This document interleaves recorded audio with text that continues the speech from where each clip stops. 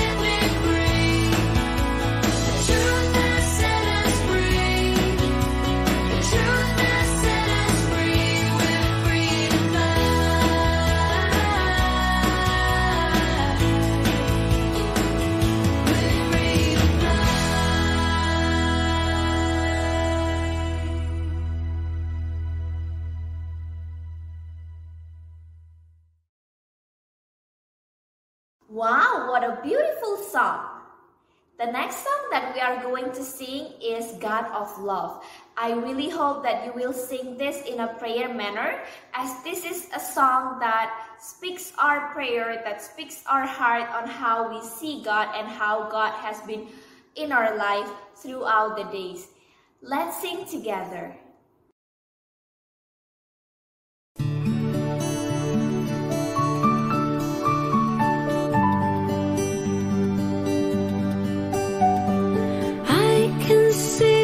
Stars that shine and the birds above, I can feel it in a hug so tight, the wonder of your love. God, you love me more than words can say, and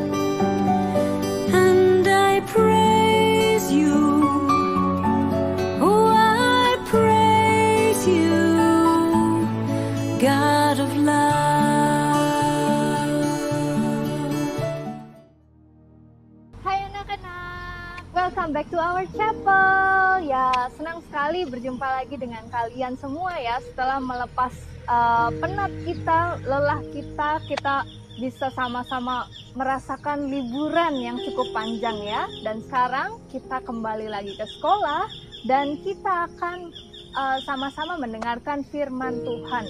Nah, sebelum kita mendengarkan, mari sama-sama yuk kita bersatu hati di dalam doa. Buka tangan, tutup mata, mari kita berdoa.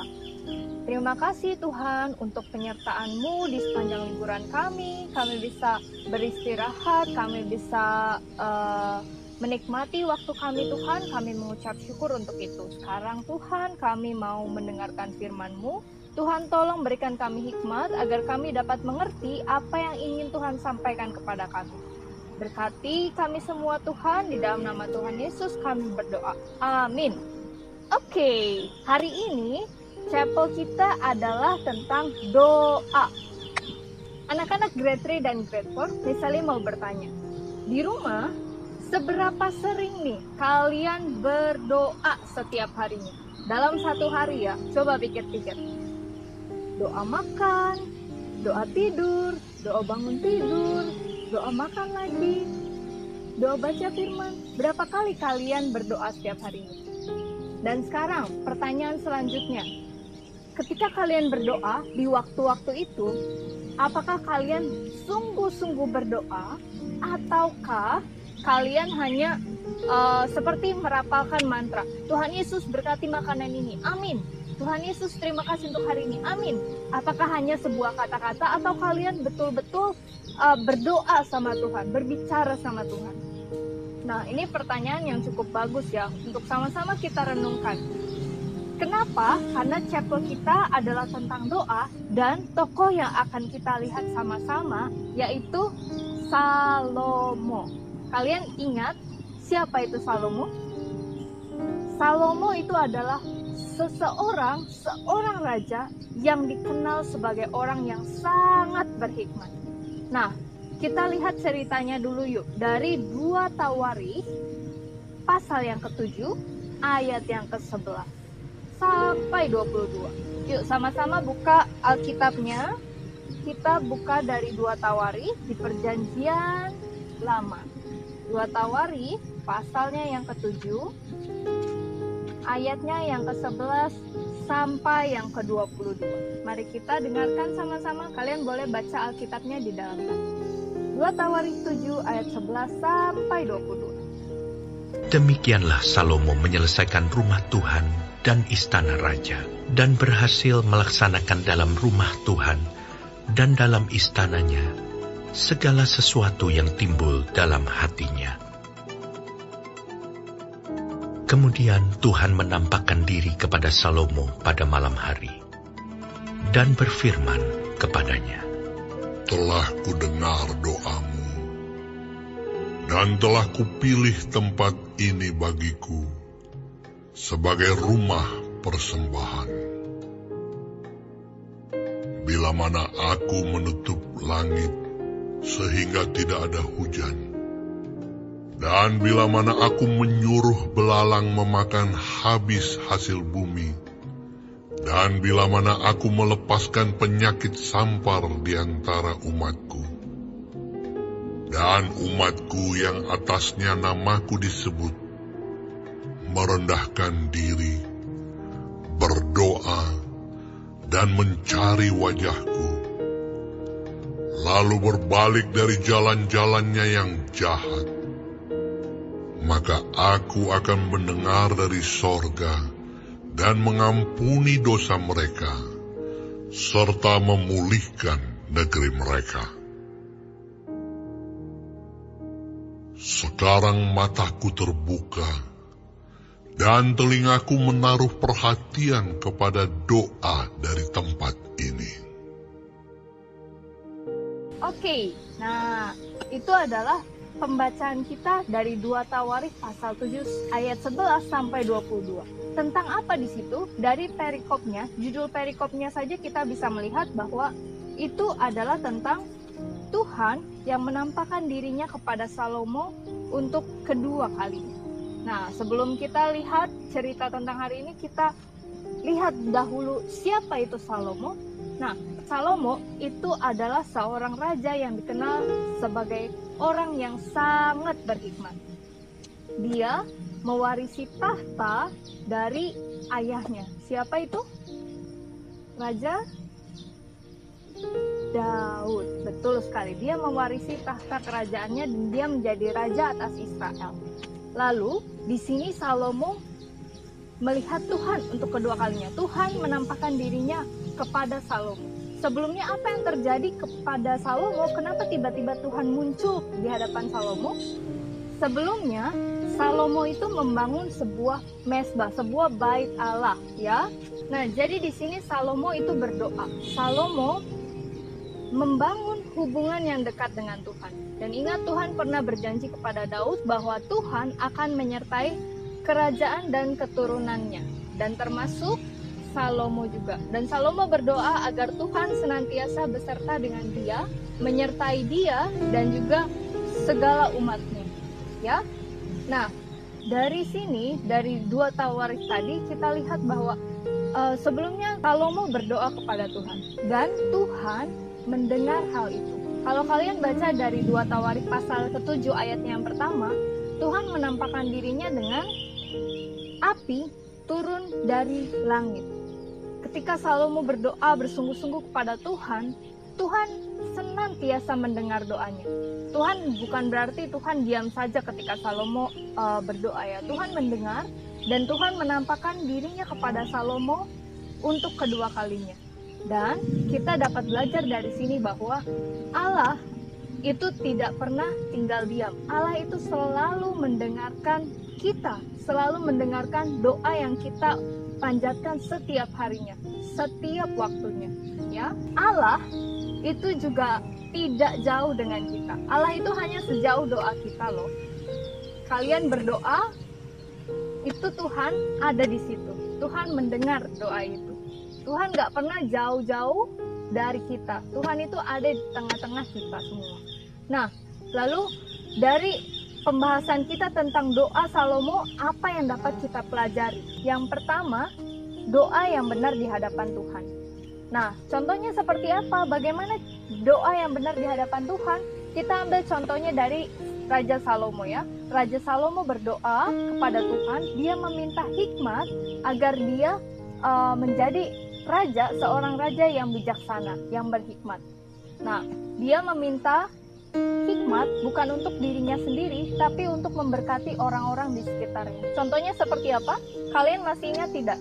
Cerita Raja Salomo yang dihadapkan oleh 2 orang perempuan dan seorang bayi. Dan 2 perempuan ini mengaku bahwa anak ini adalah anaknya. Saat itu Salomo membantu mereka untuk menentukan siapa ibu kandungnya. Dan itu salah satu contoh bagaimana Salomo menggunakan hikmat yang Tuhan telah berikan kepadanya untuk memberkati orang lain, untuk membantu orang lain. Itu doa yang benar. Doa yang benar tidak berfokus pada dirinya sendiri, tapi dia juga memikirkan orang-orang yang ada di sekitarnya. Nah, kita harus sama-sama belajar bahwa saat kita berdoa, kita jangan terfokus sama diri kita sendiri. Apa yang kita inginkan? Bukan berfokus pada saat kita berdoa, Tuhan saya ingin mainan yang banyak, Tuhan saya ingin diberikan kekayaan yang banyak. Fokusnya bukan pada diri kita sendiri, tapi kepada orang-orang di sekitar kita. Apa yang kita inginkan, dapatkah kita memberkati orang lain dengan apa yang sudah Tuhan berikan kepada kita semua?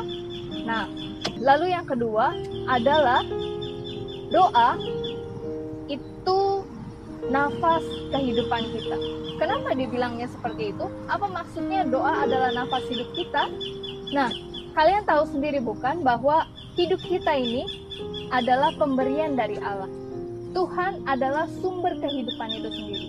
Dan kita seharusnya dekat dengan sumber kehidupan itu. Bagaimana caranya? Itu dengan berdoa setiap harinya. Kita belajar untuk merendahkan diri kita berbalik dari dosa-dosa kita berdoa kepada Tuhan dan selalu berhubungan dekat dengan sumber kehidupan itu. Dan kita jadikan doa sebagai nafas kehidupan kita. Kita berdoa setiap waktu, bukan hanya saat kita bangun tidur terus kita makan, kita ingat berdoa. Tidak hanya waktu-waktu itu, tapi kita bisa menjadikan doa sebagai nafas kehidupan kita. Kita ingat Tuhan setiap waktunya. Apapun yang kita kerjakan, saat kita sedang bekerja, belajar, saat kita mau tidur, bangun tidur, kita makan, kita melakukan aktivitas, mau berpergian, kita ingat bahwa Tuhan itu bersama-sama dengan kita. Tuhan adalah sumber kehidupan kita, dan kita belajar menjadikan doa sebagai nafas kehidupan kita. Demikian firman Tuhan kita pada hari ini. Ingat anak-anak, untuk bisa belajar setia, belajar taat, dan berdoa dengan sungguh-sungguh. Berdoa setiap waktu itu penting, tapi lebih penting lagi untuk bisa berdoa dengan sungguh-sungguh kepada Tuhan. Ingat, doa itu bukan hanya berfokus pada diri kita, tetapi juga pada orang-orang di sekitar kita juga, ya. Sebelum kita menutup firman Tuhan pada hari ini, mari sama-sama kita satukan hati dalam doa. Terima kasih Tuhan untuk firman-Mu pada pagi hari ini. Kami mengucap syukur, kami bisa belajar melalui cerita Salomo tentang doa. Kami meminta hikmat Tuhan supaya kami setiap harinya boleh berdoa dengan sungguh-sungguh. Kami bisa berbicara kepada Tuhan, tidak berfokus hanya kepada diri kami sendiri, tetapi juga kami bisa berdoa untuk orang lain. Kami mau berdoa juga Tuhan, meminta hikmat Tuhan supaya kami bisa menjadi anak-anak yang taat dan setia akan firman-Mu. Terima kasih Tuhan, berkati pembelajaran kami selanjutnya. Kami serahkan semuanya ke dalam tangan-Mu, di dalam nama-Mu kami berdoa. Amin. Oke anak-anak, sekian chapel kita pada hari ini. See you next time. Bye-bye. God bless you.